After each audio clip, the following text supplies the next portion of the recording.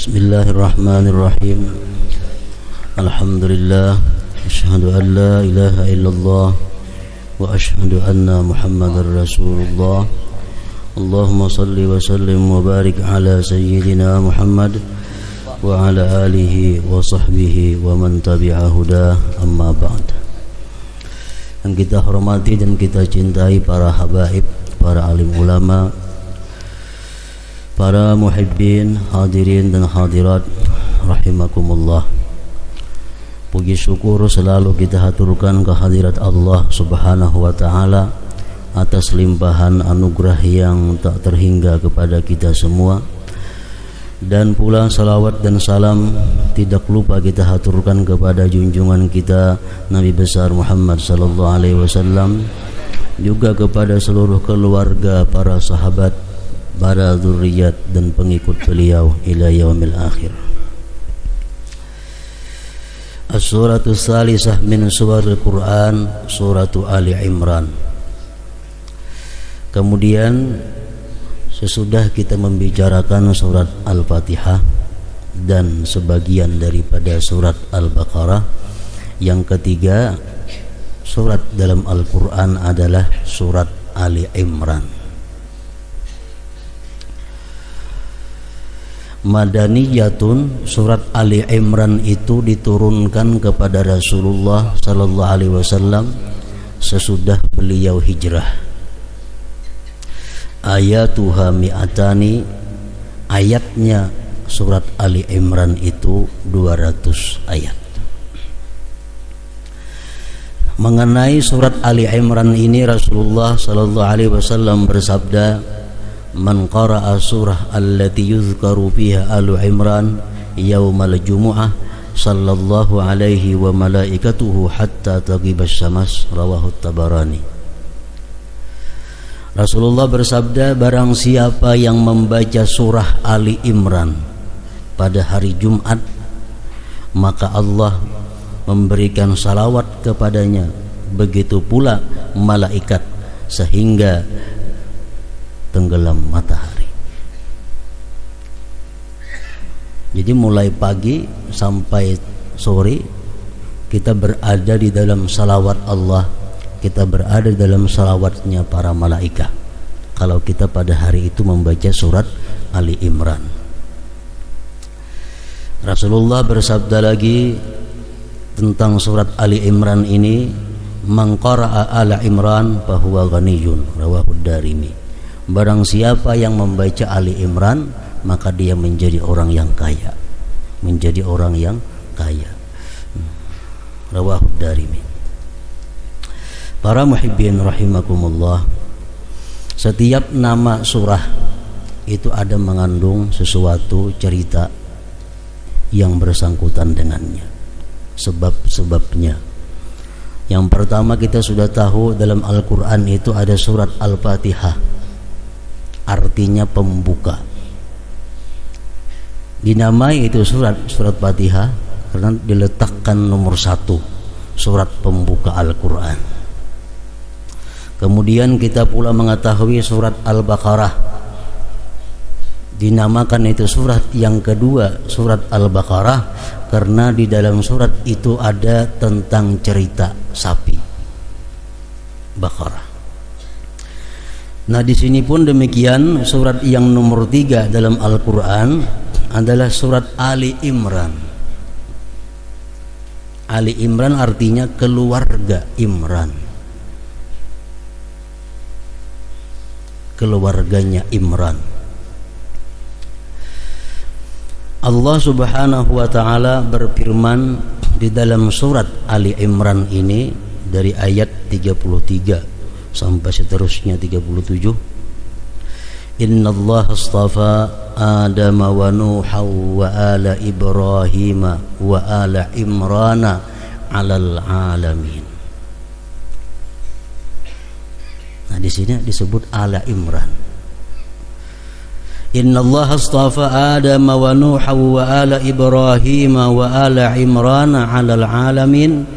Artinya sesungguhnya Allah telah memilih, Allah telah mengistimewakan pertama Nabi Adam, kedua Nabi Nuh, yang ketiga keluarga Ibrahim, yang keempat keluarga Imran, Ali Imran. Allah istimewakan itu alal alamin, atas seluruh alam. Jadi Ali Imran termasuk satu keluarga yang diistimewakan oleh Allah Subhanahu wa taala, sehingga surat yang ketiga dalam Al-Qur'an disebut surat Ali Imran. Nah, ayat yang ke-33 tadi, innallaha astafa Adam, Allah telah memilih Nabi Adam. Allah memberikan keistimewaan kepada Adam. Apa keistimewaan Nabi Adam yang diberikan Allah? Pertama, bi an khalaqahu biyadihi wa nafakha bihi mir ruhi. Allah menciptakan Nabi Adam itu langsung, tanpa ada perantara. Dalam bahasa Al-Quran disebut Allah menciptakan Adam dengan tangan Allah sendiri. Nah, lain hal manusia lain dicipta oleh Allah melalui hubungan suami istri. Kalau Adam tidak, Allah ciptakan langsung dengan kudratnya Allah Subhanahu wa taala. Pertama itu. Yang kedua, Allah mengistimewakan Nabi Adam, wa asjada lahu malaikatahu. Allah perintahkan seluruh malaikat menghormati Nabi Adam. Allah memerintahkan malaikat sujud kepada Nabi Adam. Yang ketiga, wa 'allamahu asma kulli syai'. Allah mengajari Nabi Adam nama segala sesuatu. Nama segala sesuatu diberitahu Allah kepada Nabi Adam. Wa askanahul jannah, dan Allah menempatkan Nabi Adam itu di dalam surga. Manusia pertama yang menghuni surga adalah Nabi Adam alaihissalam. Wa zawwajahu bi Hawa fiha, dan Allah mengawinkan Nabi Adam dengan Hawa di surga. Manusia pertama yang kawin di dalam surga adalah Nabi Adam. Ini keistimewaan istafa Adam. Allah memuliakan, mengistimewakan Nabi Adam dengan keistimewaan tadi. Summa ahbatahu ilal ardh, kemudian Allah menurunkan Nabi Adam ke bumi. Dari surga Nabi Adam diturunkan ke bumi. Lihikamin, karena ada rahasia-rahasia yang diketahui oleh Allah Subhanahu wa taala. Nah, para muhibbin rahimakumullah. Jadi rahasia apa yang patut kita pelajari, yang kita ketahui daripada tergusurnya Nabi Adam ini daripada surga? Pelajaran apa yang kita ambil daripada peristiwa Nabi Adam itu diturunkan dari surga ke bumi ini? Inilah yang dimaksudkan lihikamin, karena ada hikmah Allah menurunkan Nabi Adam itu dari surga ke bumi. Para muhibbin rahimakumullah, disebutkan dalam kitab-kitab tafsir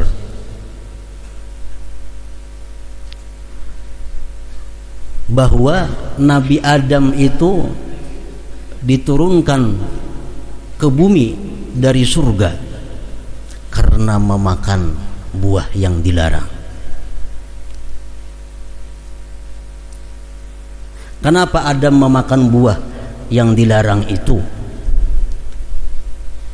Adam ditanya, kenapa engkau memakan buah yang sudah kularang itu? Kata Allah. Adam menjawab, amaratni Hawa, aku diperintahkan oleh Hawa, bininya Siti Hawa. Ya Allah, aku makan itu buah karena aku diperintah oleh Hawa. Limutawa'ati Hawa, karena aku mentaati istriku Hawa. Karena aku mentaati istriku Hawa. Sedangkan Hawa, kenapa Hawa makan buah yang terlarang itu? Li'annaha la taqna'u bima abahallahu laha fil jannah. Karena Hawa ini tidak puas dengan apa-apa yang dibolehkan Allah di dalam surga itu. Itu salah satu di antara hikmahnya. Dalam surga mungkin pohon-pohon buah-buah kada terhitung, buah-buah yang lezat, buah-buah yang nikmat kada terhingga. Semuanya itu dibolehkan memakannya Adam dan Hawa ini, kecuali hanya satu buah, hanya satu batang pohon yang buahnya kada boleh dimakan. Ibaratnya di kampung kita ada 1.000.000 batang pohon, 1.000.000 macam buah, kita boleh memakan, hanya ada satu yang kada boleh memakan. Nah, Hawa kada puas, padahal sudah bermacam-macam buah yang dibolehkan, tapi Hawa kada puas kalau kada merasai sebuting nang dilarang itu nang apa? Ngarannya tamak. Kada puas dengan yang diberikan Allah, ngarannya adalah tamak. Kalau kita merasa cukup terhadap apa yang diberi Allah, ngarannya qanaah. Nah, jadi Hawa ini tamak. Dan Hawa ini menyuruh Adam memakan itu juga. Nah, Adam karena sayang lawan bininya, karena sayang dengan Hawa, Adam mentaati apa kata Hawa, memakan buah itu. Akhirnya kedua-duanya diturunkan oleh Allah Subhanahu wa taala. Nah, para muhibbin rahimakumullah, dari cerita sedikit itu dapat kita ambil satu kesimpulan, bahwa surga tempat yang indah, surga tempat yang serba ada, surga tempat yang mewah. Sedangkan bumi tempat yang kotor, bumi tempatnya bala, bumi tempatnya bencana. Adam dari tempat yang begitu indah turun kepada tempat yang sangat rendah, bumi ini. Kenapa sebabnya? Iya tadi, pertama karena Hawa tidak qanaah atau karena Hawa tamak. Yang kedua karena Adam ini mentaati apa yang diminta oleh Hawa. Nah, para muhibbin rahimakumullah, jadi dalam kehidupan kita sehari-hari ini, kita akan menjadi susah, kita akan menjadi payah, kita tidak akan merasakan satu kebahagiaan hidup kalau kita bersifat tamak. Kalau kita bersifat tamak, contohnya ya Hawa tadi, karena dia bersifat tamak, akhirnya gugur ke bumi. Nah, itu juga demikian pula halnya kita, kalau kita bersifat tamak, kita selalu tidak cukup dengan apa yang diberikan Allah, kita hidup akan susah. Kita kada akan menemukan kebahagiaan, kada akan menemukan ketenangan di dalam dunia ini. Nah, sifat tamak inilah yang menarik seseorang, yang menarik membawa seseorang melanggar undang-undang Allah Subhanahu wa taala. Orang yang bersifat tamak ini mau menipu ujungnya apa? Penjara, sengsara. Orang yang bersifat tamak ini mau mencari harta siang malam, hujan panas, akhirnya awak uyuh, penyakit kuning, sengsara. Akibat tamak.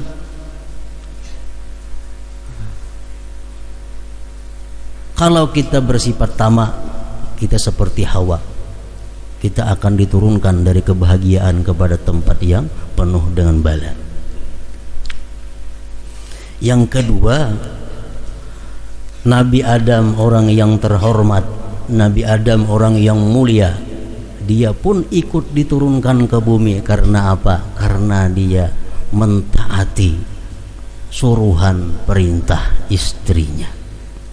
Nah, demikian pula Rasulullah sallallahu alaihi wasallam bersabda, kata beliau, halakatir rijal hina ata'atin nisa, laki-laki itu akan binasa, laki-laki itu akan hancur kalau dia taat kepada perempuan, kalau dia taat kepada istrinya. Dalam hadis lain beliau mengatakan ta'isa abduz zaujah, binasa orang yang diperbudak istrinya. Binasa orang yang selalu mentaati kehendak bininya. Nah, para muhibbin rahimakumullah, ini artinya bukan kita kada boleh sama sekali menuruti kehendak bini, bukan itu. Tapi yang dimaksud ini adalah kalau andai kata bini kita itu bakal hendak 10, ya 4 nang dikabulakan 6 kada. Bila kita kabulakan terus kehendaknya, jadi Nabi Adam kita gugur. Nah, jadi macam itu maksud. Bukan artinya tutup sama sekali. Bini kada boleh berkehendak, harus kehendakku, kada macam itu juga.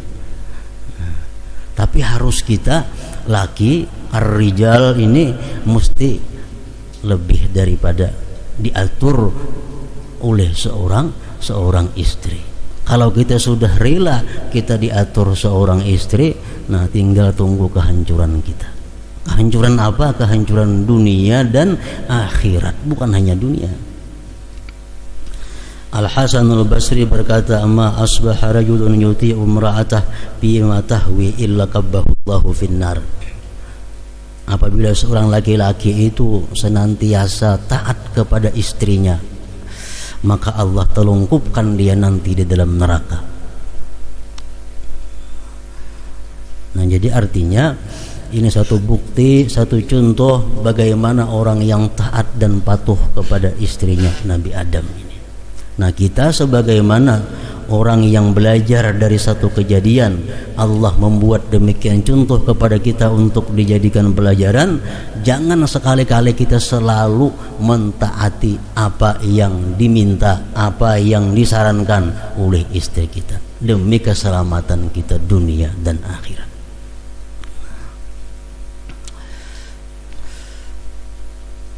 Nah, kemudian lanjutan ayat tadi, Innallaha astafa Adam wa Nuha, Allah mengistimewakan pula Nabi Nuh. Apa Nabi Nuh ni istimewanya? Bi annahu awwalu rasulin fil ard. Nabi Nuh itu merupakan rasul yang pertama di muka bumi ini. Rasul pertama itu Nabi Nuh. Yang paling panjang umur Nabi Nuh. Wastafa ala Ibrahim, dan Allah memilih pula keluarga Nabi Ibrahim, bi anna aktsaral anbiya, bahwa kebanyakan para nabi min zurriyyatihi, dari zuriat Nabi Ibrahim, la siyama sayyidul anbiya Muhammad Rasulullah sallallahu alaihi wasallam, terutama nabi kita sallallahu alaihi wasallam. Allah memilih mengutamakan Ibrahim dengan bahwa kebanyakan nabi-nabi itu dari Ibrahim. Termasuk junjungan kita Rasulullah SAW berasal daripada zurriyat Nabi Ibrahim alaihissalam. Wa ala Imran, dan kemudian Allah memilih ala Imran, keluarga Imran. Imran ini seorang laki-laki yang ahli ibadah, laki-laki yang saleh, tokoh kaumnya. Punya istri namanya Hannah. Menurut pendapat jumhur ulama, Imran dan Hannah ini punya anak yang pertama namanya Asya. Asya ini diambil bini oleh Nabi Zakaria. Lahir Nabi Yahya. Nah, itu kan. Anaknya ini Imran, perempuan Asya, kawin dengan Nabi Zakaria, beranak Yahya, Nabiullah alaihissalam.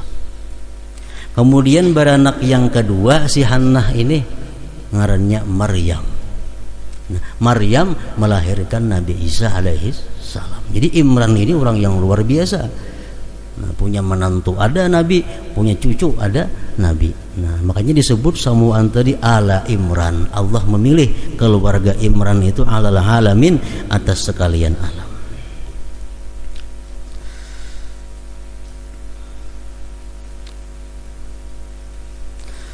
Kemudian ayat berikutnya daripada surat Ali Imran ini adalah dzurriyyatan ba'dhuha min ba'd wallahu sami'un alim. Zuriat sebagiannya dari sebagiannya. Wallahu sami'un alim. Allah Maha mengetahui, mendengar dan Maha mengetahui. Maksudnya zuriat sebagian dari sebagian itu adalah para nabi itu zuriatnya tak putar-putar ya jadi satu. Nabi melahirkan nabi, cucunya nabi, ya zuriat dari sebagian. Contohnya Nabi Nuh alaihi salam. Nabi Nuh ini kalau disusur ke atas Idris. Nabi Idris. Nabi Idris disasarannya ke atas Nabi Sis. Ada Nabi Sis. Sis ini anak Nabi Adam alaihi salam. Nah, itu zuriat. Ibrahim. Nabi Ibrahim kalau silsilahnya diurut ke atas sampainya kepada Nabi Nuh. Nuh sampai kepada selanjutnya tadi. Kemudian lagi Nabi Musa. Nabi Musa ini kalau diurut zuriatnya sampai ke Nabi Yakub. Yakub anaknya Ishak. Ishak anaknya Nabi Ibrahim. Nah, demikian pula Imran. Imran ini kalau diusur ke atas zuriatnya adalah sampai kepada Nabi Sulaiman. Nabi Sulaiman anak oleh Nabi Daud. Nabi Daud terus disasar sampainya kepada Yakub. Yakub anaknya Ishak, Ishak anaknya Ibrahim. Nah, jadi zurriyatan ba'dhuha min ba'din. Zuriat sebagian dari sebagian.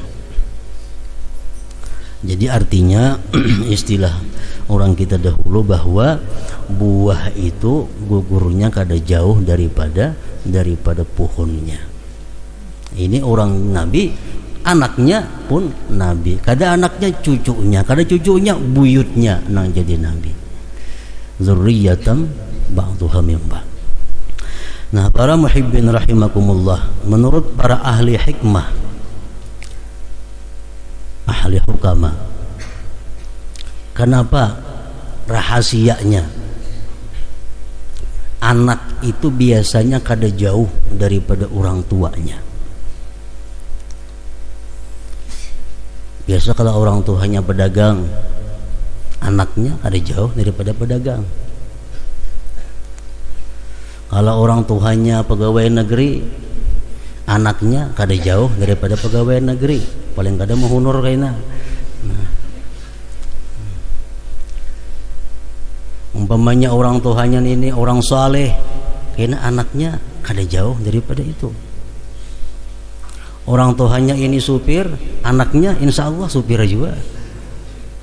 Lihat keadaannya. Orang tuanya ini tukang, anak cucunya kada jauh daripada tukang. Nah, ini zurriyatan ba'dhuha min ba'd. Zuriat daripada zuriat juga. Nah, kenapa rahasianya itu menurut para ahli hikmah tadi? Sebahagian daripada rahasia itu adalah pemikiran seseorang itu sewaktu hendak mengumpuli istrinya. Ini sangat berpengaruh kepada status anak kayaknya begitu lahir, kalau itu jadi anak. Tukang tuh, pikirannya siang malam pertukangan aja.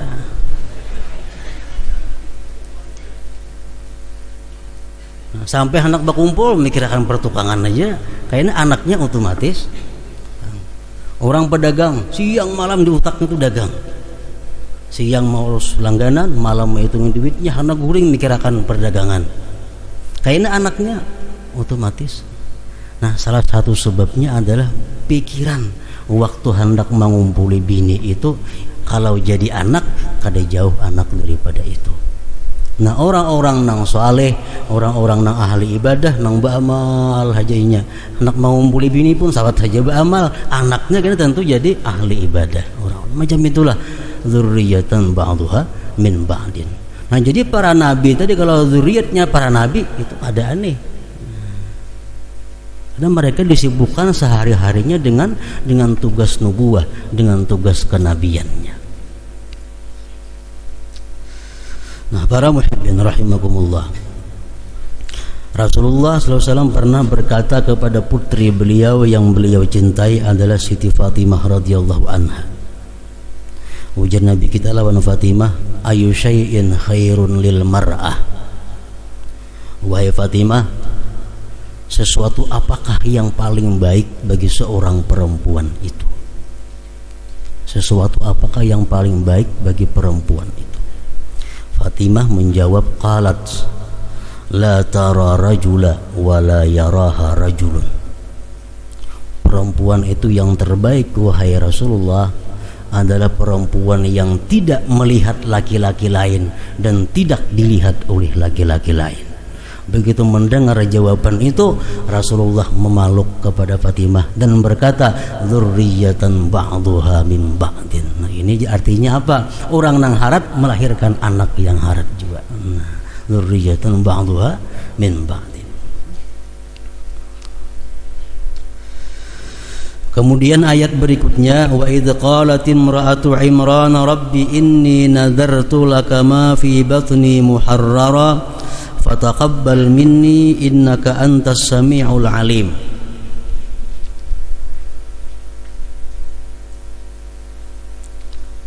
Ketika berkata istrinya Imran, wa idz qalat imra'atu Imran, ketika berkata istrinya Imran, Hannah tadi, wahai Tuhanku, aku bernazar bagi engkau yang dalam perutku ini, kunadarkan dia muharrara, artinya diserahkan kepada Allah, maka terimalah daripadaku, sesungguhnya engkau maha mendengar dan maha mengetahui. Jadi Imran lawan bininya ini, waktu bininya belum lagi hamil sudah berunding lagi bini, kita amun yakina ba anaknya kita serahkan kepada Allah, artinya kada mengambil keuntungan lawan anak, kita serahkan kepada Allah. Anak ini kita berikan kepada Masjidil Aqsa. Nah, setelah itu berkumpul Imran lawan Hannah ini. Beberapa saat Imran wafat, Hannah mengandung. Nah, waktu kandungannya itu, dalam waktu mengandung itulah Hannah ini mengulang nazar bersama suaminya dahulu, inni nadartu laka ma fi batni muharrara fataqabbal minni innaka antas samiul alim. Jadi bernazar ini kada berlaku untuk syariat Nabi Muhammad sallallahu alaihi wasallam. Ini syariat Nabi dahulu. Kalau wah ini kada boleh kita bernazar dalam parutnya anak diberiakan, itu kada boleh. Tapi kalau syariat dahulu itu dibenarkan. Nah, jadi Imran lawan Hannah ini waktu hendak berkumpul, dia sudah berniat bahwa anak yang andai kata ini jadi anaknya akan diberikan kepada Allah. Akhirnya apa? Sampai Hannah ini hamil, Hannah pun mengulang kembali kalimat itu. Dan dia berdoa kepada Allah, fataqabbal minni innaka antas samiul alim. Terimalah ini nazarku. Nah, ini hubungannya apa dengan kita para muhibbin rahimakumullah? Sangat dianjurkan kalau kita ingin berkumpul dengan istri itu meniatkan andai kata ini menjadi anak, ini akan kuusahakan menjadi anak yang saleh. Mulai di situ Rasulullah SAW bersabda, innar rajula la yujami'u ahlahu fayuktabu lahu bijimahi ajru waladin zakarin qatala fi sabilillah faqutila. Seorang laki-laki itu bersetubuh dengan istrinya, maka dia diberi pahala dengan sebab bersetubuh itu, pahala seorang anak yang berjuang fisabilillah kemudian dia gugur sebagai syuhada. Maksudnya apa? Si laki-laki ini berniat sebelum mengumpuli bininya, andai kata dari perkumpulan ini lahir seorang anak ini akan kubimbing menjadi pejuang fisabilillah. walaupun dia mati sebagai syuhada. Nah, jadi begitu dia berkumpul bininya sudah diberi Allah pahala orang yang menyerahkan anaknya sebagai syuhada.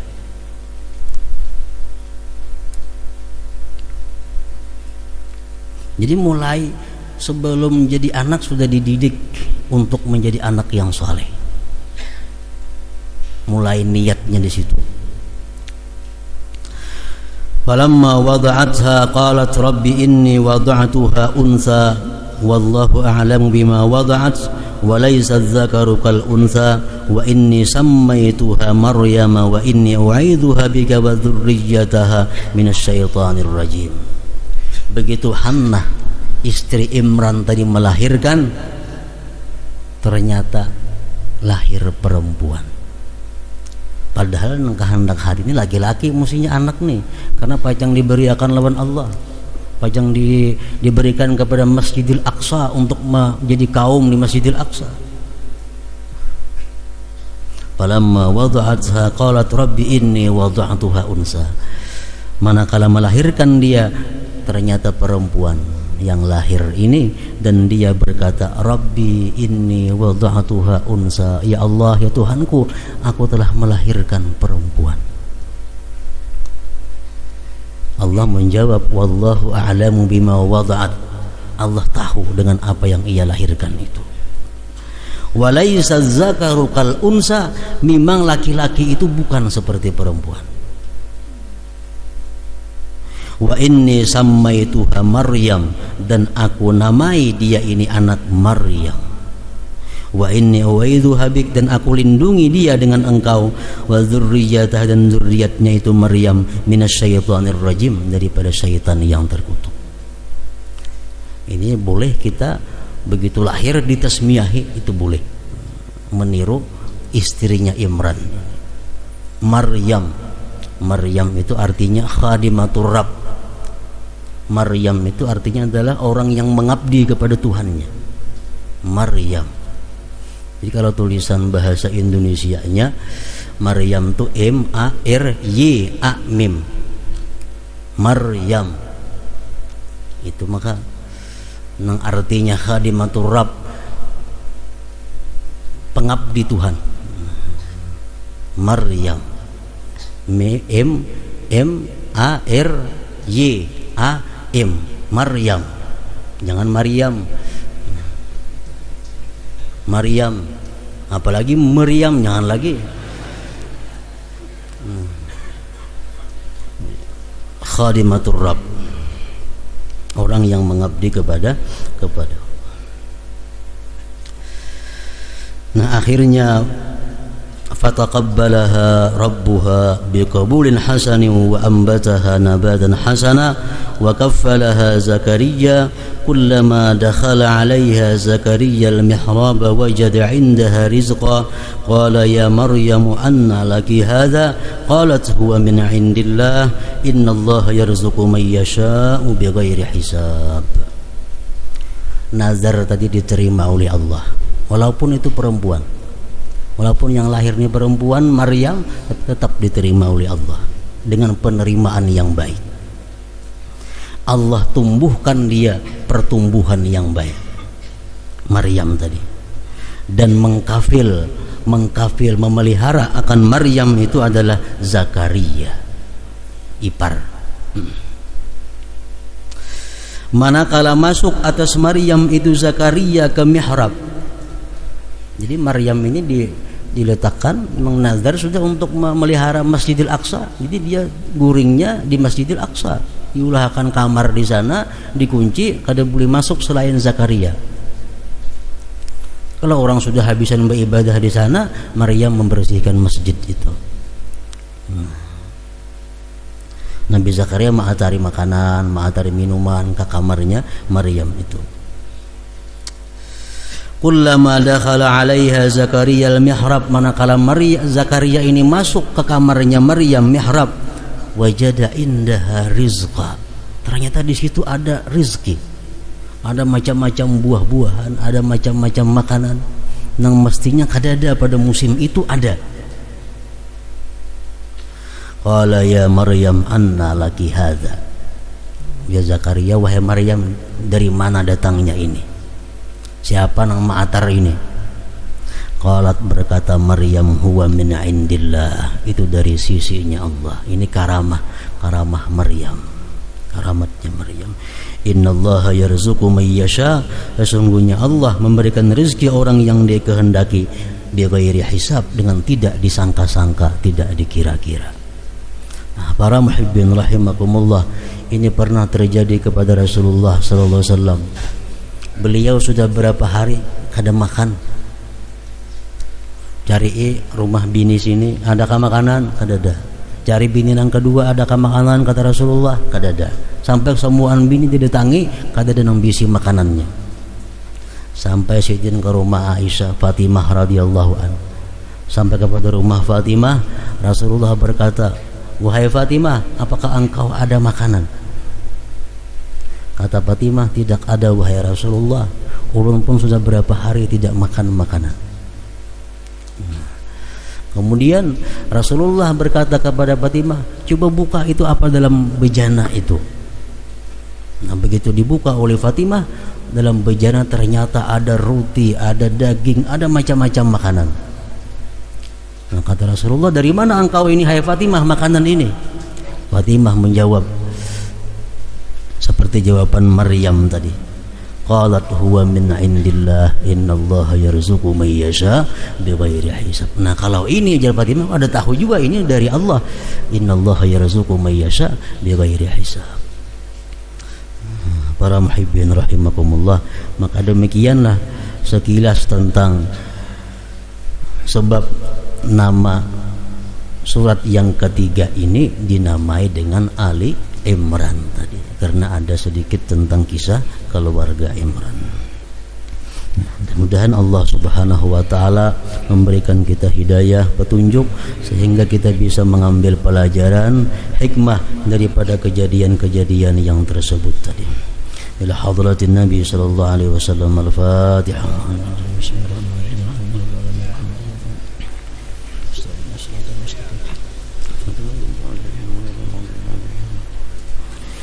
أشهد أن لا إله إلا الله وحده لا شريك له وأشهد أن سيدنا محمدا عبده ورسوله لا إله إلا الله نستغفر الله لا إله إلا الله